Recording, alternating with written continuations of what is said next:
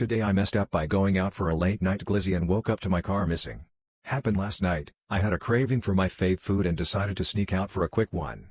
My wife and kids were TIFU and I thought I could go to a local late night spot and get back before any of them noticed. On my way home, my wife sends me a text reading Eric woke up and he's asking for you. Where are you? Fuck. So I rush home. Park the car in the driveway, get out, run inside, we have a smart lock so no need for a key, and snuggle my son so he falls back to bed. I pass out with him. Woke up this morning, got dressed and went to grab my keys from the hook, no keys. Searched the house, no keys. Opened the front door because I hope I didn't leave them in the car. Mouth dropped to the floor as I just stared at an empty driveway. I'd left my keys in the car. Thanks to my particular auto insurance, there is a GPS tracker in my car and I was able to pinpoint where it was. 3 cities away, and 2 not-so-reassuring engine diagnostic alerts triggered. The police were able to locate it and confirm it was where I thought it was. They waited for me to get there and they checked for fingerprints but likely didn't find any, still waiting on the report. Thankfully we did not have much of value in our car and they left all of our kids' car seats and stroller. They did take some car phone chargers, catalytic converter and left the car smelling like an ashtray. Today I messed up by eating all my wasabi at once. Happened like 20 minutes ago, so actually today. I'm at a hotel with a Japanese restaurant.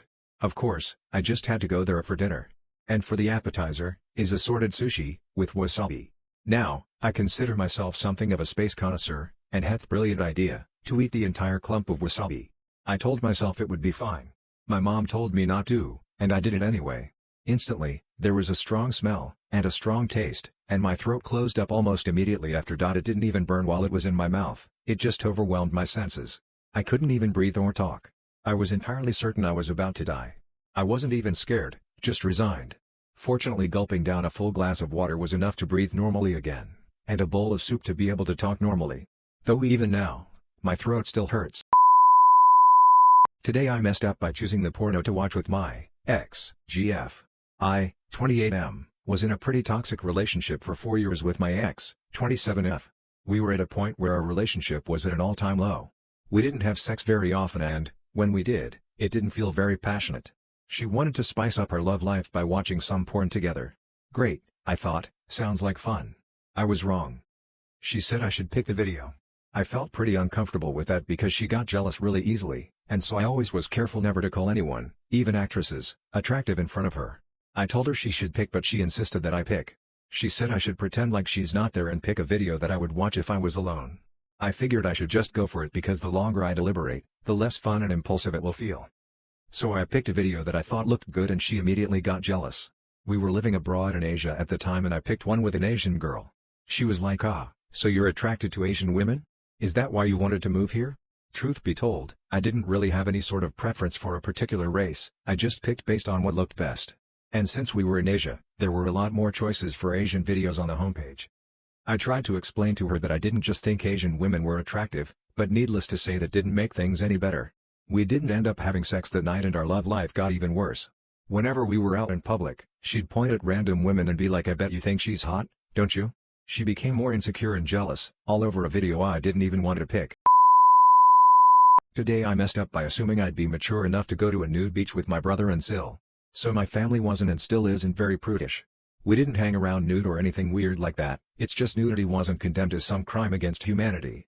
So that meant that if somebody forgot their towel or didn't want to go inside with a wet bathing suit it wasn't some embarrassing thing.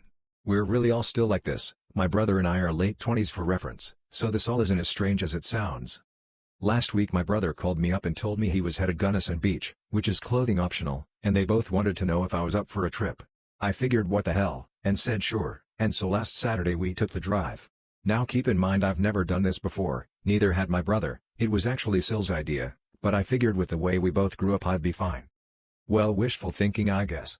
See, I'm very introverted in general, and I always hate public places, just because it feels like everybody is both staring at and actively hating me. We walked down to the beach, take a picture in front of the sign, and once we found our spot we stripped down.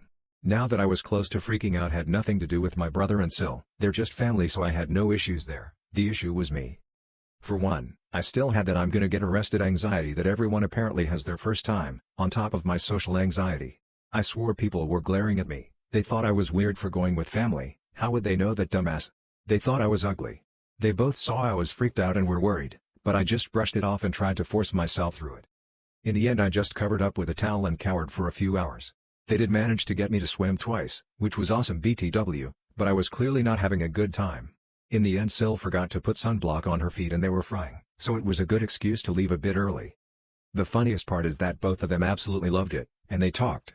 Now our parents and other brother wanna come next year, and there's even some talk about taking a family trip to a nude resort next July. I do actually wanna give that a try, but clearly I need more practice first.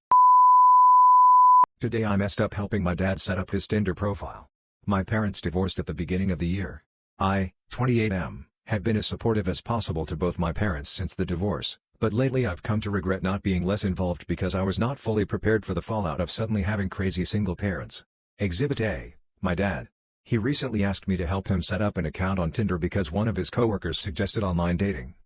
My dad had no idea how Tinder worked, so it became my responsibility to tell the internet that he's available. I love my dad, but he's the most boring person on the planet.